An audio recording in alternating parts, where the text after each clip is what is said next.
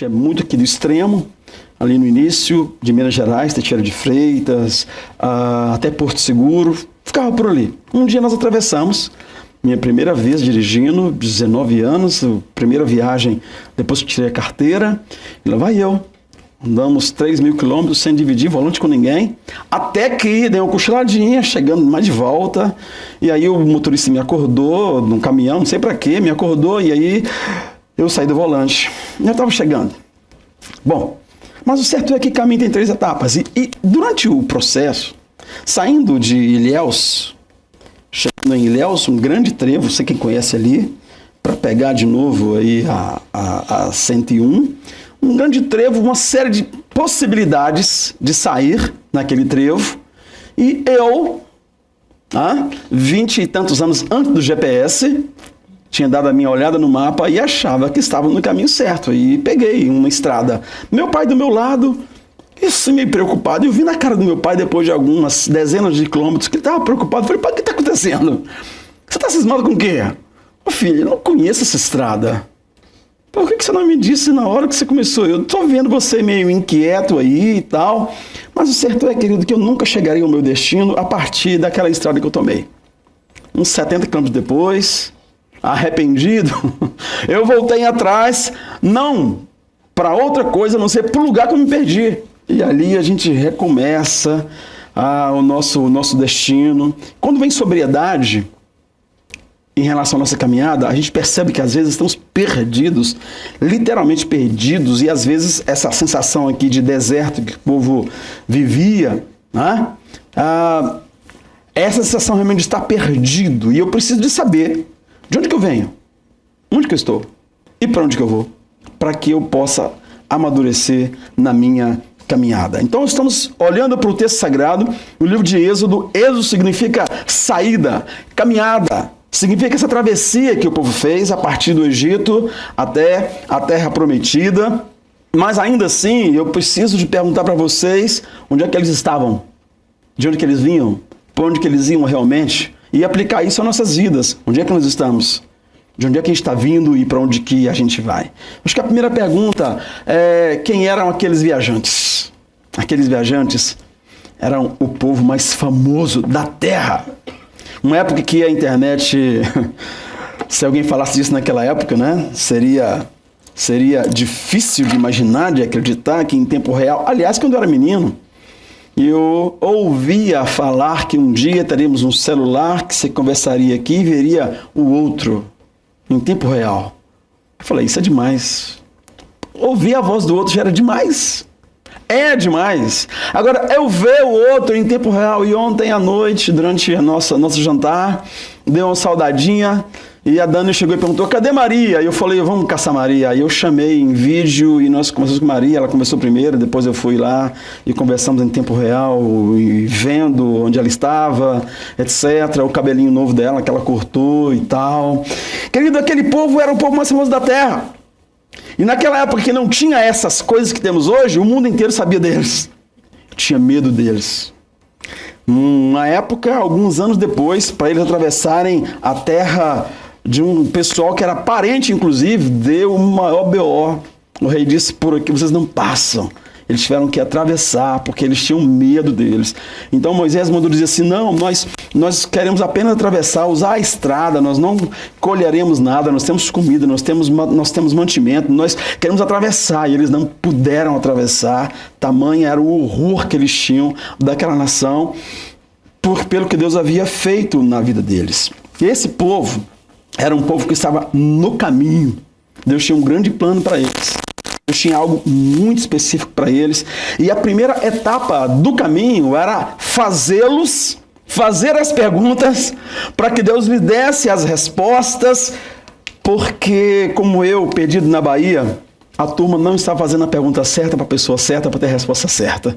Meu pai do meu lado sabia que estávamos perdidos, não tinha um GPS para perguntar, não dava para dirigir com aquele mapa na mão, você olhava antes, né, e seguia ali mais ou menos no rumo, e aquela turma que eram tão famosos, tão especiais, não sabiam quem eram, não tinham noção do valor que tinham, e por que as pessoas tinham tamanho pavor daquele povo, daquela nação, que eram escravos no Egito até anteontem e de repente saem para formar uma nação de uma maneira tão especial. De onde que eles vinham? Algumas perguntas são óbvias e a resposta nem tanto óbvia assim. Israel não veio do Egito, queridos. Nós, olhando para o texto, para Êxodo, começa com o povo no Egito, 430 anos depois de Abraão, alguns anos depois, algumas centenas de anos depois de José, nós lemos a história e você fala assim, de onde que eles vieram? Vieram do Egito. Não, querido, eles não vieram do Egito. O Egito era parte do caminho. Eles estavam passando pelo Egito. E aí nós encontramos agora esse povo saindo do Egito, mas eles vieram de Abraão, vieram da promessa de Deus, da vontade soberana de Deus. Pensando no passado, eles vieram de Deus e deveriam estar voltando para Deus. Você é Israel de Deus hoje, você veio de Deus e deve estar o tempo inteiro voltando para Deus, independente de onde que você estiver. Na realidade, eu não vinha de Ilhéus. Eu vim de Minas Gerais, eu vim da minha cidade. Eu fui lá e me voltei e me perdi no retorno, mas eu não era de lá, eu não estava vindo de Ilhéus. De onde que eu estava vindo mesmo? Tinha um ponto de partida que era anterior àquela cidade antes, o último endereço de onde eu me perdi, mas eu não era dali, não foi dali que eu vim. E é importante pensar nisso. De onde que eles vieram? Eles vieram de Deus, da promessa de Deus. Deus chamou Abraão e Sara e dá para eles uma promessa nada óbvia. Serão pais de uma grande nação. E era um senhor de 75 anos, uma senhora de 65 anos, e eles saíram sem rumo, a caminho da maturidade, para que quando a maturidade chegasse, pudesse Deus cumprir o que havia falado e as coisas acontecerem na vida deles. Mas 25 anos depois, o menino nasceu, e o menino teve depois 2 filhos. Deus escolheu Esaú para continuar escolheu Jacó para continuar essa história. Jacó teve 12 filhos, um deles foi para o Egito, aquela história maravilhosa do final de Gênesis, e agora, 430 anos depois da vontade de Deus começar a ser revelada, nós encontramos essa história que nós estamos lendo aqui. Onde aquele povo estava? Estava no deserto, pastor. Saíram do Egito, atravessaram o Mar Vermelho, foram até lá na montanha do Horebe, onde Deus havia encontrado com Moisés, e agora eles atravessaram o mar e eles estão ali no deserto, perto das águas de Mara. E eu vou falar para você que não é necessariamente isso. Aquele povo estava no caminho do treinamento de maturidade e fé em relação a um destino que Deus tinha para eles, que se Abraão não tinha certeza para onde que ia quando saiu, quanto mais aquele povo agora. Eles tinham uma promessa, mas não tinham noção do tamanho dela. Eles sabiam que Deus estava fazendo alguma coisa na vida deles, mas não tinham exatamente consciência do que estava acontecendo. Podia ser naquele deserto, ou numa terra fértil, ou numa terra que tem tempestade de neve, como você e eu estamos. Eu quero mostrar para você, por exemplo, na vida pessoal de Moisés, o grande líder daquele povo, que anos antes, 40 anos antes, estava no palácio com o faraó, sem expectativa de tornar-se um faraó, mas vá que morre todo mundo, some todo mundo, acontece alguma coisa, né? Ele tinha a possibilidade, mas ele não era filho de sangue do palácio, do castelo, mas ele estava ali. E de repente, aquele moço tem que sumir dali e vai passar 40 anos nos desertos lá de Midian. Nós encontramos no capítulo 3, Deus se apresentando a ele de maneira tão gostosa, tão linda. Deus de amor, Deus de poder, a sarça ardia, e não se consumia. Ele chega perto para ver o que era aquilo e ele ficou maravilhado, encontrou-se com Deus, o Deus que ele havia ouvido falar tanto, o Deus no nome do qual havia sido circuncidado ao 8º dia, o Deus que a sua mãe de leite, a sua ama, na realidade a sua própria mãe, por causa da graça de Deus, a orientação de Deus, ele volta para as mãos da sua mãe, e agora ele conhece o Deus de amor e o Deus de poder. O poder na sarça que ardia e nos consumia, e o amor nas palavras dizendo, eu escutei o grito, o clamor do meu povo no Egito, e eu desci para livrá-los. E vou usar você. Você é o moço que eu já estou treinando nesse tempo todo, amadurecendo em fé, para voltar e realizar uma grande obra. E aí, Moisés duvidou, questionou, lembra dos sinais, a vara que transformou em cobra, a mão colocada no peito que saiu leprosa, depois de novo a mão ficou limpa, e Deus o convence em amor. Um amor fenomenal, uma apresentação fenomenal. Ele teve que tirar a sandália dos pés, porque o lugar era santo, ele entendeu a santidade de Deus, mas ainda faltava uma faceta de Deus que ele não conhecia. Ele volta para casa, chama Zípora, os 2 meninos, despede do sogro, Jetro, e vem em direção ao que Deus ia fazer, que ele não tinha noção do que era. O que acontece no capítulo 5 de quem leu esses dias? Eles pararam na hospedaria e de repente, do nada ou do tudo, aparece o anjo do Senhor para matá-lo. Experiência estranha que você lê e fica pensando, o que é isso? No capítulo 3, Deus de amor e de poder vem ao encontro dele, abraça, beija, dá sinais, e agora o mesmo Deus vem matá-lo. O que está acontecendo? Que história é essa? E aí, queridos, você não vai encontrar exatamente isso no texto sagrado, mas eu quero te falar uma coisa. Moisés, filho não do Egito, filho não do palácio, filho de Abraão, de Isaac, de Jacó, filho da promessa que se cumprirá agora. Aquele homem sabia que todos os filhos de Abraão, nascidos de casa ou comprados, escravos, todo macho tinha que ser circuncidado ao 8º dia. Aos 90 anos de idade, 87 anos, Abraão foi circuncidado e circuncidou todos os homens da sua fazenda, todos os homens da sua terra, e foi uma festa aquele dia, dolorosa, mas foi uma festa que marca aqueles homens como homens separados dos demais. Moisés fora circuncidado ao 8º dia. Moisés chega no deserto de Midian, encontra uma jovem pastora em perigo, e aí ele faz o que sabia fazer, entra, liberta aquela mulher, ela tinha 7 irmãs, e foi um negócio. O que foi, menina? Chegou mais cedo em casa, papai, houve um problema, mas chegou um homem, nos protegeu, nos livrou dos ladrões. Cadê esse homem? Aí trouxeram Moisés, deram para ele ali um aconchego e tal. Daqui a pouco ele era marido de Zípora. Daqui a pouco ele tinha um filho. Ele deu um nome significativo de um homem que viaja, que Deus cuida, que esquece do passado. Deus lhe deu um segundo filho, ele dá um nome significativo, especial. Só que o primeiro filho, ele convenceu a mulher que não tinha os mesmos hábitos a circuncidar. Ele circuncidou o primeiro filho.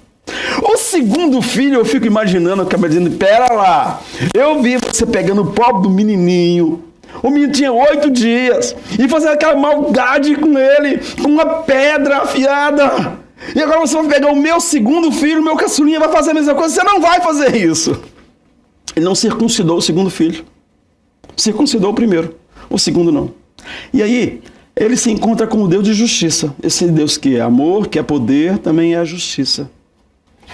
E parece exagerado, mas quando você olha no contexto, quando você olha por que Jesus tinha que morrer na cruz, você sabe que Deus é um Deus que respeita todas as nossas decisões, é Deus de aliança, e Ele fez uma aliança, e na aliança estava dizendo assim, todo o macho na casa de Abraão será circuncidado, o que não for não é da casa de Abraão, será expulso, será morto, etc.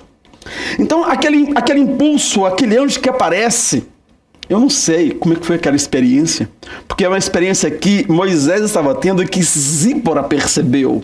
Não sei se ele estava tendo, sabe aquelas sensações que você acorda de noite sendo atropelado por um trator, uma coisa apertando no seu pescoço, e você não sabe o que fazer, e ela estava ali, e ela discerniu que era aquilo, e ela foi lá, circuncidou o menino, e o sangue do menino derramado trouxe paz para aquela hospedaria, para aquele quarto de hospedaria. E agora, esse Deus que vai se revelando a Moisés, Moisés vai tomando consciência de quem é o eu sou que o envia, e ele chega ao Egito. Vocês sabem as 10 pragas que aconteceram. O certo é, querido, que havia uma brecha na vida daquele casal. Aquela família tinha uma coisa aberta, tinha algo consciente. Ele pode ter falado, mulher, eu preciso, é assim que se faz, nós somos servos do Deus vivo, os meninos, os machos são circuncidados, e ela não permitiu. O certo é que ela faz com raiva, ela fala, você é homem sanguinário, você é homem de sangue. E é uma cena estranha, mas foi mais ou menos isso que aconteceu. Não importa perguntar aqui, existe alguma coisa no seu presente ou no seu passado que dá legalidade para o mal entrar na sua casa? Pastor, mas o texto fala que foi Deus que veio matá-lo. Querido, não interessa de onde que veio.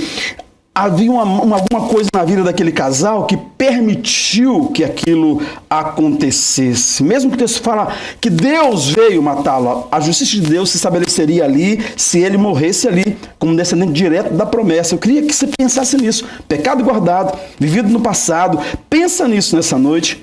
Algo que impede o seu cônjuge, o seu filho, a sua mãe de servir a Deus. Você precisa de olhar isso em nome de Jesus. Voltando no povo de Israel, então, deixando Moisés na sua vida pessoal. Voltando no povo de Israel, aquele povo estava ali sem muita consciência de onde é que estava. Eles estavam nesse lugar tão especial, no treinamento de maturidade. E aquele povo, no seu presente, no onde estava confuso. Eles não tinham muita consciência do que Deus estava fazendo. Você percebe que lá antes, do outro lado do mar, eles murmuraram ao invés de confiarem. Depois de 10 maneiras, Deus ter demonstrado poder forte, abundante, de Deus ter confrontado. Se você for fazer um estudo nas 10 pragas, você vai ver que Deus está levantando cada ídolo do Egito e julgando por terra. Eles tinham um ídolo, eles tinham um altar para o rio Nilo, eles tinham um altar para Rã, eles tinham um altar para os animais. Os irmãos de José foram morar distante, era a melhor terra, a terra mais verdinha, mais distante, porque eles tinham dificuldade com quem cuidava dos animais, porque os animais eram santificados, era uma grande Babilônia, um grande Babel no sentido da idolatria. Cada praga foi desarmando o poder de cada um daqueles ídolos do Egito. Inclusive Faraó não era um homem, não tem um nome, era o Faraó, um Deus por detrás daquele lugar, e ele era adorado. E tanto ele achava que era Deus, quanto as pessoas que o adoravam também achavam que ele era Deus, e a maneira de tratá-lo e até de enterrá-lo depois, quando aquele Deus deixava esse mundo. Querido, depois daquilo tudo, o povo de Israel começa a relação com Deus literalmente murmurando. E aí, porque eles estavam confusos em relação a si mesmos, eles confundiram o presente deles, começaram a pensar que o lugar deles não era ali, era no Egito, era lá atrás. O que eu estou fazendo aqui? O que eu estou fazendo aqui? Lá no Egito era tão bom, a gente tinha cebola. Já pensou? A grande saudade deles era das cebolas do Egito. Na realidade, no deserto, o cardápio era especial. O dia que eles pediram carne, veio uma nuvem de codornizes e desceu ali. E a partir dali, do outro dia, eles tinham de manhã, junto com de manhã tem orvalho, obrigado. Junto com o orvalho, o maná. Eles recolhiam um bolinho que tinha no chão e que quando o sol esquentava ele ia desaparecer, e eles guardavam 1 litro para cada pessoa, 1,5 litro mais ou menos, uma vasilha de 1,5 litro para cada pessoa. Na sexta-feira pegar uma porção dobrada, porque no sábado não deveria sair para buscar, porque não tinha. E aí nós vamos que aquele cardápio que era muito restrito, ao longo do tempo, era maravilhoso. Era tudo que eles precisavam. Tudo que eles precisavam. Mas se era para comer 2 anos, eles comeram 40 anos, realmente, aí já muda, né? Um pouquinho as coisas. E aí, querido, eles ficaram tanto tempo parados por ali que tudo ficou confuso. Tudo ficou muito confuso. E eles olhavam para trás, não lembravam das costas marcadas pelo chicote dos feitores, lembravam da cebola. Lembrava daquilo que não tinha o menor sentido. Na realidade, tinha algumas coisas que eles não podiam esquecer, irmãos, lá no Egito. Por exemplo, no capítulo 11, versículo 7, o texto fala que o Senhor fazia distinção entre os israelitas e os egípcios. Isso é muito significativo. Daquelas pragas, muitas delas, algumas delas, atingiram o povo de Israel e o povo em volta. Mas a maioria delas não atingiu o povo de Israel. Os animais não morreram. As rãs não entraram nas casas. A chuva de pedras não atingiu nenhum dos filhos de Israel. Aquele dia terrível de trevas. E, por último, a morte dos primogênitos, queridos. E nós vemos lá na frente um texto de Malaquias, o texto dizendo assim: e verão a diferença entre o que serve a Deus e o que não serve a Deus. Nós precisamos de atentar para isso, porque nós somos Israel de Deus. Nós estamos no caminho, às vezes perto de águas amargas, às vezes perto de águas doces, às vezes no deserto, às vezes num dia de tempestade como hoje, mas nós somos Israel de Deus. Mas, querido, qual é a diferença entre o que serve a Deus e o que não serve a Deus? Olha para o texto de Êxodo. Qual a diferença entre os israelitas e os egípcios? A princípio, nenhuma. A diferença foi o sangue do cordeiro sacrificado naquele dia. No capítulo 12 vai ver isso, 12, 13, 14. Aspergido, passado nas portas, nos umbrais das portas. E quando o anjo da morte, fazendo a entrega de uma cesta básica, que todo ser humano vai receber, um item é a morte. O anjo da morte vinha passando onde tinha a marca do sangue. O cordeiro morreu no lugar deles. O anjo passava. Quem sabe o mesmo anjo que veio atrás de Moisés? No capítulo 5? Não sei. Mas o Senhor ia passando e o anjo não entrava se as marcas do sangue do cordeiro estivessem nas portas. A diferença entre egípcios e israelitas era que eles confiaram naquele dia no Senhor, se submeteram à aliança, fizeram a aliança, o cordeiro foi morto apontando para Jesus. E olhando para trás, quando Isaac ia ser morto, um cordeiro estava amarrado ali, substituiu Isaac. Isaac não era superior a nenhum outro menino ali em volta, mas o seu pai o submeteu, aquela família estava submissa à aliança com o Senhor. E os egípcios que viram os sinais e que acreditaram no Senhor também ouviram, porque foi proclamado para todo mundo saber o que ia acontecer naquela noite. Os egípcios que também passaram sangue na porta também tiveram uma noite sem morte, porque a diferença entre o que serve a Deus e o que não serve a Deus é o sangue de Jesus. A diferença entre os egípcios e os israelitas, naquele momento, era exatamente a presença de Deus na vida de um e na vida de outro não. Então, o nosso presente, querido, o nosso presente é separado por isso. O que é a diferença entre eu e o vizinho de lado, a não ser o fato que ele fala melhor francês do que eu e eu falo português melhor do que ele? Né? Não tem diferença. A única diferença é o sangue de Jesus aqui no meu coração. É a palavra do Senhor na minha mente. É a disposição de me submeter a essa aliança para a glória do Senhor. Mas aquele povo que não veio do Egito, veio da vontade de Deus, através de Abraão, dos milagres na vida de Abraão. Aquele povo que estava no caminho da maturidade, qual que era o futuro? Para onde estavam indo? Futuro, queridos. o texto sagrado chama de terra prometida, lugar que mana leite e mel. E aquilo precisava ser revisto no coração daquele povo. Eu não sei o que eles imaginavam. O certo é que quando chegaram lá, eles amarelaram.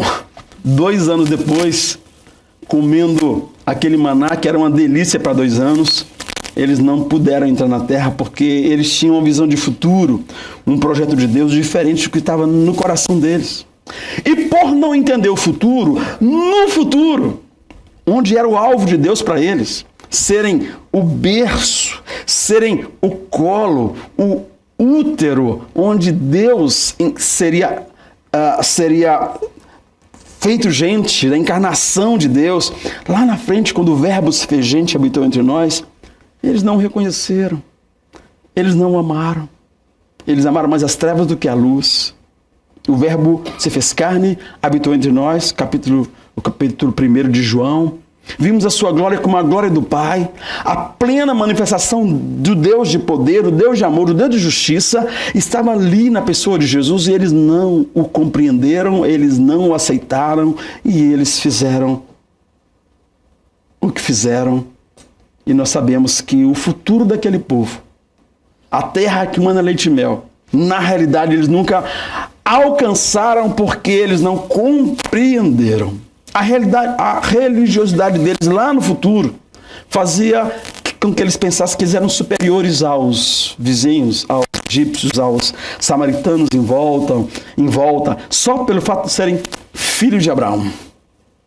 Ser filho de Abraão, Jesus disse, até qualquer um pode ser, mas ser filho da promessa depende do sangue derramado.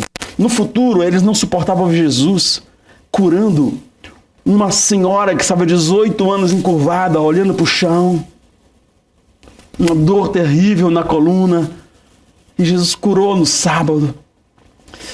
O principal da sinagoga ficou com tanta raiva daquilo, quebrou a rotina do sábado dele, do culto dele, e ele ficou com muita raiva, e ele já não tinha ou coragem de enfrentar Jesus, então ele disse depois para as pessoas, olha, semana que vem, se alguém quiser ser curado aqui, não venha no sábado, não atrapalhe o nosso sábado, não atrapalhe o nosso culto a Deus, venha qualquer outro dia, seja curado por aí, não aqui nesse culto, não aqui nessa sinagoga, não no nosso sábado.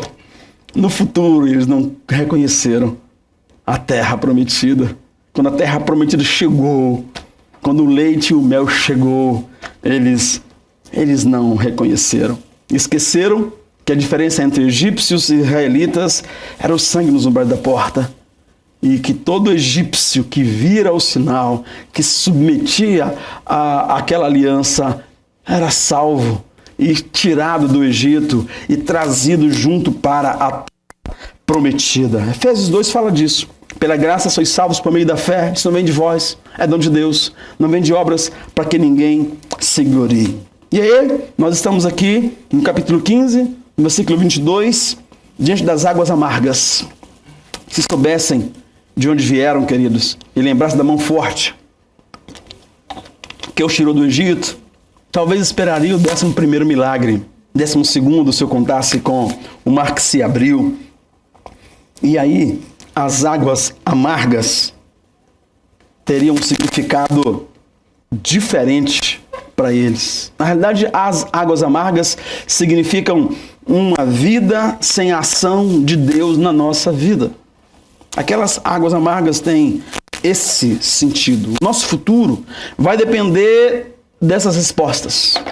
Mara, águas amargas, vai ser o sabor da nossa vida se soubermos quem somos, onde que estamos vindo, onde estamos agora e para onde o Senhor está nos levando. As águas se transformaram. A água que era amarga, agora é água doce, potável, possível. Se eles percebessem que aquela é uma ação de Deus, um caminho de maturidade, um caminho de amadurecer em fé, entenderiam que as enfermidades que eles viram lá no Egito não precisavam de fazer nenhuma daquelas coisas que a gente inventa no meio do caminho, né? Todas aquelas crendices Tem uma amiga nossa ali que ela é especialista. Não faça isso, porque nós, no nosso cardápio de Ano Novo, alguém disse, vou trazer um frango assado. Não traga frango assado no Ano Novo! Que isso? Quem come frango no Ano Novo passa o ano inteiro ciscando. Galinha no Ano Novo não pode! Aí eles ficam se pensando, por que não pode? Galinha, ó. E andando para trás. E tem como essa, para cada situação nós temos uma crendice. E isso vai evitar aquilo e tal. Não sei o que aquele moço fez para perder cabelo, mas perdeu o cabelo.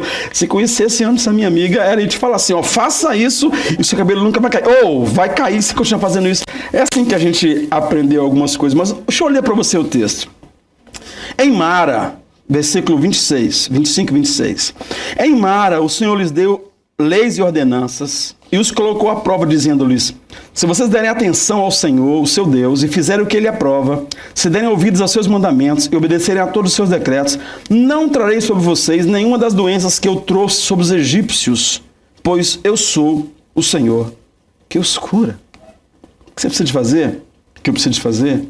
É ter um coração dependente, obediente ao Senhor, e aquelas coisas que aconteceram lá no Egito não os aconteceria adiante. O Senhor que os cura, Jeová Rafá, estaria livrando-os de todas essas coisas que acontecem, não é? E aí, aquilo que a gente aprendeu, tem muita coisa boa que a gente aprendeu, que tem que seguir, mas muitas coisas são como isso, não é? Não como a frango, eu não sabia. Eu passei 53 anos comendo frango, 54 anos comendo frango de novo. Esse ano não veio um frango. Teve aqui um pernil maravilhoso, que eu acho que até hoje tem lá em casa congelado, né? E isso significa que o meu ano vai ser maravilhoso. Não comi frango e ainda estou comendo do pernil do Natal, do Ano Novo até hoje. Querido, aquele povo, então, não percebeu essas coisas. Nosso futuro depende dessas respostas. Se percebessem que estavam num caminho de maturidade, entenderiam que as enfermidades do Egito não viriam sobre eles, e as que viessem seriam uma maneira de Deus tratá-los de alguma forma. A água amarga que estava ali era uma experiência com Deus. Logo na frente, morreram de vergonha, chegaram num lugar de palmeiras, 70 palmeiras e muita água, ficaram ali muito tempo acampado. E eu queria que você soubesse, última coisa que eu quero falar para você: a cultura do Egito os adoeceu. A cultura do Egito, que adorava o Nilo, a rã, o homem, que adorava e não conhecia o Deus verdadeiro. Adorava o sol, daí 3 dias de trevas terríveis. A cultura nos adoece. Nós precisamos de prestar atenção. Romanos 12, o Espírito Santo nos diz, não vos conformeis com esse século, mas transformai-vos pela renovação do vosso entendimento, da sua mente, pela renovação da sua vida com Deus, para que experimenteis a boa, agradável e perfeita vontade de Deus. Deus que é amor, Deus que é poder, é também justiça. Por isso Jesus morreu, para completar a justiça diante de quem? Diante do próprio Deus, porque nós pecamos contra Deus, nos afastamos de Deus. Não teria outra opção de volta, a não ser que Ele próprio viesse a nosso favor. Então nós vamos orar pedindo que o Senhor seja sempre nosso caminho, que o Senhor seja sempre motivo e razão da nossa existência. E se estivermos nele, nesse caminho, estaremos voltando para o lugar certo. Viemos de Deus, irmãos. Voltaremos para Deus. Ele é nosso passado, nosso presente, nosso futuro. Estivemos no Egito, realmente. Egito simboliza pecado, mas nós não pertencemos ao pecado. Nós não pertencemos ao Egito. Não é para voltar para lá, desejá-lo, porque Deus nos tirou de lá. Aqui acontecem tempestades. A tempestade é como as águas amargas quando eles chegaram. Mas, queridos, nós não somos daqui. No deserto acontecem águas amargas. No Quebec acontecem tempestades. portas se abrem, portas se fecham, mas nós precisamos saber que nós somos luz de Deus para iluminar, ou somos, alguém disse nesses dias, a palavra certa é, somos lâmpada, e Deus nos usa para iluminar. Quantas vidas no caminho junto com a gente. Eu queria que você se acalmasse diante da tempestade, descansasse de frente das águas amargas, porque Deus age, Deus age. Descanse, apesar das águas amargas. Deus está trabalhando e Ele vai te levar para a terra que manda leite e mel. Deus não falha. Fique de pé, vamos orar.